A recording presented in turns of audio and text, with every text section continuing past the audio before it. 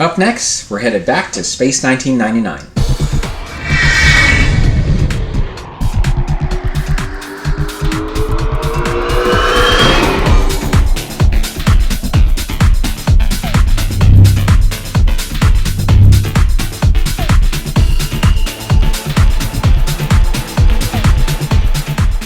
Well, hey everyone, and welcome back to another Interstellar Modeler. Well, it's been about 6 or 7 years since the release of that 1/48 scale Eagle, which I consider a major event in sci-fi model making. For the longest time, I wanted an accurate model of the Eagle. When that one came out, I was just thrilled. Not only was it accurate, but it was a beautiful 1/48 scale model and a lot of fun to work with.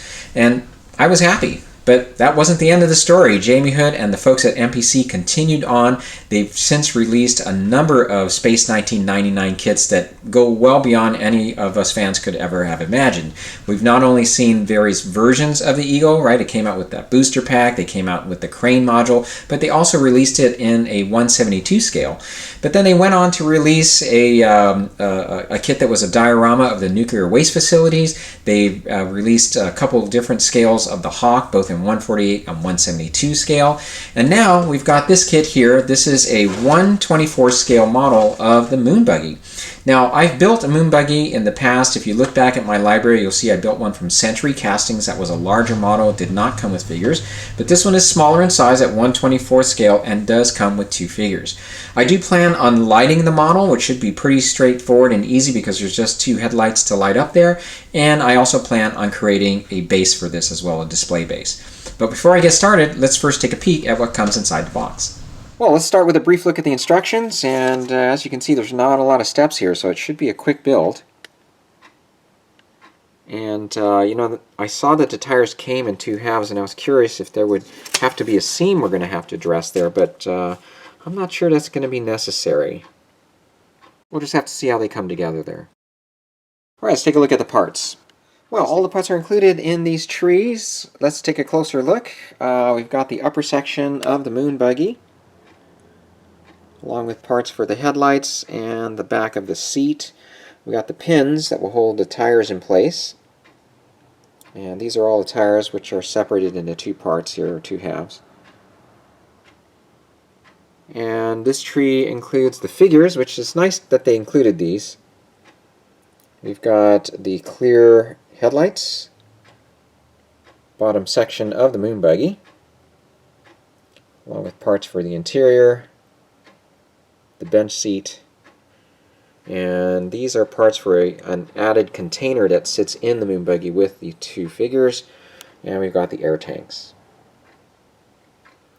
Now off to the side here is an added piece in case you wanted to build the commercially available, or what was commercially available, Amphicat. We've got the parts to the engine and a longer bench seat which you would use. Since I'm not going to be building that, we're going to set that part aside. And then just a quick look at the decal sheet. This includes markings for the Moonbuggy and for our figures. Okay, well, I'm ready to get started, and for priming, what I'm going to do, because I think it would be better for the application of the yellow that I'm going to be using for the Moonbuggy and the orange color for the astronauts, I'm going to be priming most of these parts in white, so I'll use Stynylrez's white for that. And the only exception is using Stynylrez gray here for the tires. Well, it should be a pretty straightforward build. Let's go ahead and get started. Well, it turns out now with the tires, you can only assemble them one way because there's a little notch that fits one into the other there. And that way the treads are in the right direction. So it just clicks into place like that. And I don't think I'm going to be worrying about that seam there. I suppose one thing you could do if you wanted is you could sand along the center to make it look like the tire's been a bit worn. But I think I'm just going to leave that as is. Well, the tires are now completed, and I did end up addressing the seam there with just a sanding stick, and by doing so it makes the tire look a little more realistic and a little worn. Also, I painted the tire with Tamyia's rubber black. After that, I used my airbrush to lightly dust or apply some light gray along the edges of the tire and along the face of the tire on this side. Alright, so we have our parts primed with white now, and so I'm going to go ahead and apply the yellow color. This is going to be a combination of flat yellow and yellow ochre, about an 80-20 mix there. Well, as you can see, the yellow paint worked out perfectly, and I did apply a gloss finish using this from Ace Hardware. This is a great gloss coat, by the way. This is, of course, in preparation for decal application. So we're ready to move on to the next step, and by the way, I do plan on adding some lights here. This is the piece that fits right behind this section here for the headlights, and it's just the perfect size for some chip size SMDs from Evans Designs. So the connection to the power source, however, is going to actually feed out of the model. And the reason for that is, you know, the way this all comes together, there's no way to be able to take it apart and have access to the battery. One thing I wanted to point out with the headlights is there's a rim around the very top here that I use one of my fine brushes to paint in this black ring. Well, I knew this step would be tricky, and I just anticipated it would be a little challenging, so I am doing this prior to any assembly, because as I was looking at those decals, I wasn't quite sure how easily they would wrap around, and sure enough, it definitely requires some patience on this. So let me show you what I did. The instructions require that you cut these little slits into them, because they do have to bend around the lip, and that's what I'm doing here with a very sharp X-Acto knife. Prior to application, I applied microset solution, then set the decal in place, turned the body over, and continued repeated applications of the microset solution until I could get the decals to bend. So yeah, I really don't know how you would do that if this entire piece was assembled, so I'd highly recommend at least this step prior to assembly. So what I'm going to do now is I'm going to give this a little time to really set and dry before working on these two sides here, and I'll get you caught up here in a second when that's completed. Okay, well I have the other two sides now on, and these were easier to do. I ended up using scissors just to cut a slit in between each of the sections there, and because the sides are straight, you can see it wasn't too complicated to bend them. However, it still took some patience to get them to adhere. However, it doesn't always go right. As you see on this side, I ended up accidentally splitting the decal. Thank goodness it tore in between the hash marks. So thankfully I was able to put everything back together, and as you can see, everything turned out just fine. So the key there is just not to panic. Now I wanted to draw your attention to this side as well, because you do have to cut these openings here. Again, you can see that's what I'm doing with my X-Acto knife. And it's not very difficult to do. You do have to do this for the front and back side decal, because they do have to wrap around these indented areas here. Now, one thing I would make sure you do, because I should have slid this just a little bit higher so that more of the decal could be on this side. There's not a lot of room there. So my suggestion is cut as close as you can to that line, so that you have a little bit of room to maneuver there. I'm going to have to work at this a little bit more, because there is some... It's the only problem. If you don't get this lined up right, you're going to have a little bit of excess decal there hanging off the lip and off the edge. And so I think what I'm going to do is use my X-Acto knife to make some sections there, and then use the microsol to hopefully be able to fold those over a little bit better. Well, I'm moving away from the instructions one more time here, and that's with this step. What I'm doing now is attaching the pins for the wheels. And these pins have to slide into these slots. And it's not that you have to apply a lot of pressure, but you do have to apply a little bit. And I can't imagine that would be easy with the other half attached here. So I'm leaving that off for now. And you notice that I started to paint these black, but you're not going to be able to see them, so I did not finish painting those. Alright, so those are in place now. Let's go ahead and attach one of the wheels, see how this works. Alright, so it's on, but if you'll notice, that is peeking through there, so I'm going to go ahead and paint those black so that that doesn't stand out like that. That worked out well, and as you can see, the tires came out nice too. I really do like the way they turned out. Again, just used a very light misting of gray over the rubber black. Well, the next step now is to proceed on to the lighting, which is pretty easy for this one. Just using two chip size SMDs for the headlights. These are from Evans Designs. Now because these lights are very close to the nose section, there is going to be some light leakage, so you have to do some light blocking. The easiest way to do that here is foil tape. Requires no painting or anything else, just adhering the tape and you're done. Now light does leak towards the figures as well, so this section has to be light blocked. Again, this simple solution works perfectly. And here you can see, no light leakage. The lights will be powered by a coin-sized battery that, along with the switch, will be concealed in the display base that I'll be creating for this model. Now that this is done, let's go ahead and move on to the figures.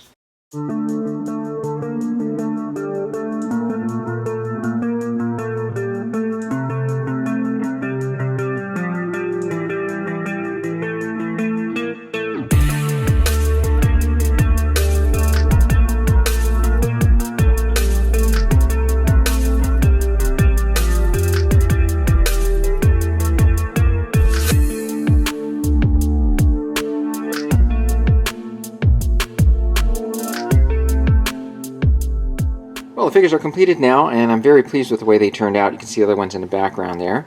The suit has some nice creases and details there that perfect for adding in your shadows and your highlights. And as for the visor, I actually attempted painting a face, but wasn't looking right. So I decided just to paint it in with first starting it with some burnt umber, and I used a light glaze of the orange, and then finally applied a thick coat of Tamyia's clear yellow. So it's nice because the clear yellow gives it an illusion that there's an actual visor there. So I'm in the process of putting on the decals now. This is a decal sheet that's included in the kit, and you can see they've got all the numbers and all of the markings there for the spacesuit. And they provide 9 names here. Besides Koenig, there's Carter, Russell, Bergman, Maya. So it's nice they've provided some various names there too. Well, the Moonbuggy is completed, and I will show you what that looks like in the final reveal. So what I'm going to do next here is move on to the display base, and I'm not going to go into too much detail or show you too much detail about this because this is basically the same stuff I did with the land ram. So just bear with me if this is a little repetitive. But what we got here is an 8x5 piece of foamular that's been covered now with the air dry clay from Sculpey. This is some video of me covering the surface and forming the terrain with the product. Again, this is an air dry clay. You do not need to bake it. And my intention here is to recreate the scene that you see on the box art. So that means the Moonbuggy has to be at an upward angle, and that's what I'm doing here, is forming the terrain so we can mount the Moonbuggy accordingly. Now I've given this about a day or so to dry, so it's all set to go, and I do need to cover it with something. So my plan here first is to paint it with a light gray. And I'm actually going to be using the Precision Ice and Snow for this as well. The moon has been described as having a very fine, dusty surface, so I think that stuff would work out great. But of course, I'll be painting it a light gray to match the color of the moon. Well, here is the base now, and it's not fully completed. I still have one more coat of paint to add to this, but you can see it's definitely not the Precision Ice and Snow material. I did start out with that stuff, but and it did adhere well initially, just like it did with the snow diorama. But as I said, I was going to paint it a light gray, and as I did that, I kind of had a feeling it wasn't going to work all that great because the airbrush was already blowing some of it off. And then after the paint seemingly dried, you could easily rub off the stuff and the white underneath it would show. So I decided to just take a different route here and rub off the Precision Snow and Ice stuff. And instead what I did was I combined this blended turf here from Wooden Scenics with some Mod Podge and some gray paint. And that's why the surface has a nice textured appearance to it. Not quite the same appearance as I was hoping for with the Precision Ice, but I think it's going to work out great. Now this has been painted with just some craft paint mixed with that Mod Podge, as I said, so I am going to paint it a different color and use Vallejo Model's Sky Gray. So I'm going to get that painted, and I'm going to get it set up for the lighting and carve out what I need here for the battery source and the switch, and I'll get you caught up here in a second after all that's completed. Well, the Sky Gray worked out great for the base, and I did add in some shadows using a darker gray along some of the rocks. Now there's one more thing I want to try to add to this display base. Let's go ahead and move on to that. Well, I don't mean for this to be repetitive. I know this is a similar approach that I took with the land ram, but This is something I had in mind actually first before I built the Land Ram to do. So we've got this beautiful painting here that was created for the box art, and I thought it would be cool to just, you know, as we're doing with the lunar landscape, to just recreate the background as well. So, so again, just bear with me. I know this is a little repetitive, but what I'll do this time is actually go a little bit more into detail as to how I come up with the painting here. So using this as a reference, I'm going to try and replicate what we've got here. So not much thought on my part as to how this is all going to look. But so what I start off with is a blue pencil. And you can see I have these markings here. We're going to cut off about 3 inches from the bottom here. So I don't claim this is going to be an exact replica. I'm just going to get something that looks similar. And so let me just go ahead and draw this out in blue pencil first, and then we'll move on to the oils.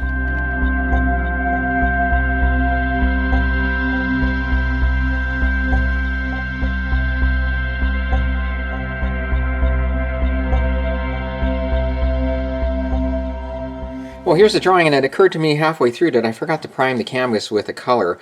It's not absolutely necessary that you do this. This is actually already primed with gesso. It's a white primer, and but oftentimes I like to you know, apply a different color. Like in this case, I would have gone with maybe a blue-gray first before putting on the drawing. But it's okay. It's not a big deal to not have done that.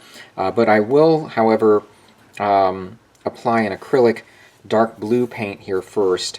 Before applying or painting on the sky. You can certainly start off with an oil as well. Oftentimes I do that, but I've got a bunch of other projects going on here, so I don't have a ton of time to work on this, so I'm going to go ahead and start with an acrylic. That way it dries a lot quicker, and we'll move on to the oils. Now I should note I decided to move ahead with just using acrylics instead of turning to oils. Just a little press for time here. Since acrylics dry a lot faster, I can get this project wrapped up in a shorter amount of time. So I'm not going to provide any further commentary here. I'm just going to let you sit back and watch as this painting evolves.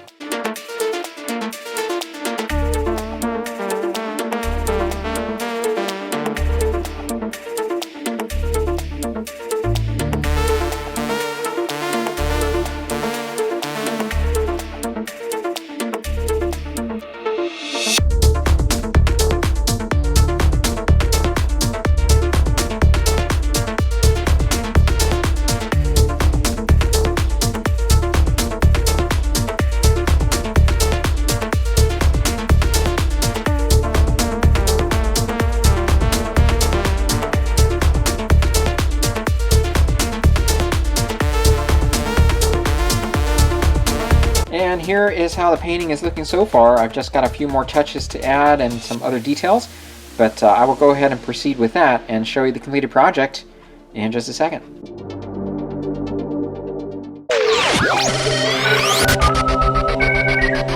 Alright, so here is the completed Moonbase Alpha Moonbuggy from MPC. It is a 1/24 scale replica of the vehicle and measures 3¼ inches long. The vehicle comes molded in a yellow plastic, but I chose to paint it nonetheless using an 80/20 mix of flat yellow and yellow ochre, both from Vallejo model colors. As I said, this is a pretty straightforward build, so assembly is not a problem whatsoever. The most challenging aspect of the build is the application of those black dashes around the edges. The decals are a little thick, and it's critical that you have a softener on hand, and also patience for this process. My best advice is to take your time and don't give up. The decals will eventually get there. It's nice that they included 2 figures, although it's definitely proof that this vehicle wasn't designed to ferry around fully equipped astronauts. They barely fit into that car, and I have no doubt this was the case on the show. It takes just the right placement to get them to rest inside, with the steering handle stuck right in the middle. The figures are nicely sculpted, however, and the detailing looks to be fairly accurate. The model was easy to light using 2 chip-sized SMDs for headlights. Light blocking, however, is a critical step here, and this was easily done using aluminum tape. The model was placed into a display base, and the air-dry clay from Sculpey was a perfect choice for the terrain. I was initially going to use products from Precision Ice and Snow as ground cover and texture, but it didn't stand up to painting. I instead turned to Mod Podge mixed with the fine terrain cover from Woodland Scenics, and it worked perfectly. Using my airbrush, I sprayed on various shades of gray, starting with a light gray in one direction, away from the backdrop, and a dark gray in the opposite direction. This effectively provided some nice variation in value as you look at the finished piece. Adding in the backdrop painting was the last touch, and it was inspired by the beautiful box art from Jamie Hood of Round 2. He is sure quite the talent, and I just recently learned that he did all of the box art that we've seen in the Space 1999 releases. Finally, kudos to MPC for continuing to add some interesting models to the Space 1999 universe. It's safe to say that many of us Space 1999 fans could only dream that these types of kits would ever be released. A big thank you to the folks at MPC for sure. Well, I hope you enjoyed following along. I wanted to mention, by the way, that this project had two phases to it. First, the model itself was completed earlier this year as a favor from my friend Gordon Moriguchi from Space 1999 Props and Chips. He writes a blog about Space 1999, and in that blog he includes articles about the Space 1999 model kits. And so he messaged me and asked if I would be interested in building it straight out of the box, if he would send a model over to me, and I agreed to do that. And if you're interested in reading the article that's associated with that build, I'll post a link down below. I did want to do more to the kit later, so I actually did set the model aside, leaving the figures unglued and a few other pieces. That way it gave me access to the interior of the model to add in the lights, and eventually building that stand, and of course the oil painting came after that. Well, if you have any questions, feel free to contact me here on my YouTube channel or at innocentmother@gmail.com. So that's going to do it for now. I'll see you in the next video. Take care.